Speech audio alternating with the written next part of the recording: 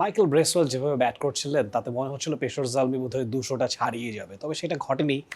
Michael ব্রেসওয়েলের উইকেটে পেয়েছেন মুস্তাফিজুর রহমান, তার উইকেটটা সহ আমির জামালের উইকেটটাও আছে তার ঝুলিতে। 4 ওভারে 30 রান দিয়ে 2টো উইকেট মুস্তাফিজুর রহমান নিজের ঝুলিতে পড়েছেন।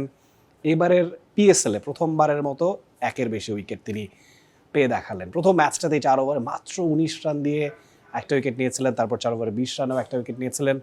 তবে সবশেষ ম্যাচটায় 2 ওভারে 16 রান দিয়ে উইকেট শূন্য ছিলেন। তাকে 4 ওভারের কোটা পূরণ না করায় বাংলাদেশে মুস্তাফিজুর রহমানের ভক্তরা অনেকেই খানিকটা মাইন্ড করেছিলেন। আজকে সেটা নিশ্চয়ই চোখে বুকে গেছে, কারণ পেশোয়ার জালমি তাদের বিরুদ্ধে 174 রানের টার্গেট এই মুহূর্তে লাহোর কালান্দার্স ব্যাট করছে, এবং তাদের যে ক্যাপ্টেন লাহোর কালান্দার্স শাহিন শাহ আফ্রিদি 4 ওভারে সম্ভবত 20 রান দিয়ে 3টা উইকেট তিনি নিয়েছেন। সেই জায়গায় তারপরেই সবচেয়ে কম ইকোনমি রেট মুস্তাফিজুর রহমানের 7.5 ইকোনমি রেটে আজকে তিনি বল করলেন। সোফার এবারের পিএসএলে 5টা ম্যাচে এখন অবধি মুস্তাফিজুর রহমান খেলেছেন, 6টা উইকেট আজকের 2টো সহ তার আছে।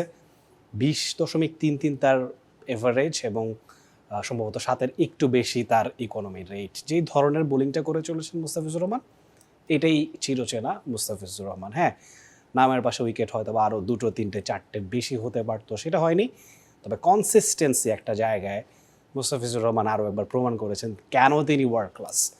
এবং পিএসএলের মতো এই বড় জায়গায় যেখানে রানের ছড়াছড়ি হয়, সেখানে 7-এর আশেপাশে ইকোনমি রেটে রেগুলার বেসিসে বল করে যায়। এবং ইনফ্যাক্ট প্রথম 2টো ম্যাচে তো 5-5-এরও নিচে তিনি ইকোনমি রেটে বল করেছেন।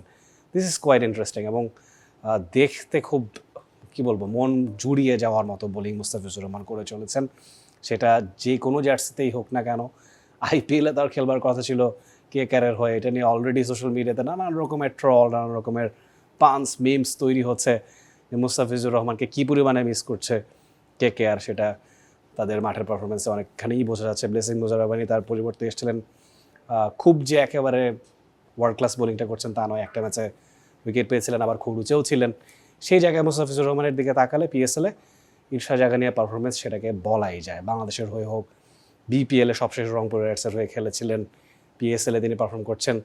যত বয়স বাড়ছে কিছু প্লেয়ার এরকম থাকে, যত এক্সপিরিয়েন্স বাড়ে তত বেশি আরও ধারালো হয় তাদের পারফরমেন্স। একটা সময় কী পরিমাণে ইনজুরি প্রোন বোলার ছিলেন Mustafizur Rahman, he still is. তারপরেও যেভাবে তিনি বল করছেন তার অ্যাকশন অনেকখানি পরিবর্তন এসছে, রিদমে চেঞ্জ এসছে, অপোনেন্ট বুঝে মেরিট ইউজ করে বোলিং করবার মতো ক্ষমতা মুস্তাফিজুর রহমানের তৈরি হয়েছে, এবং তার অস্ত্র ভাণ্ডারে প্রতিনিয়ত নতুন নতুন রসদ একের পর এক অ্যাড হতেই আছে।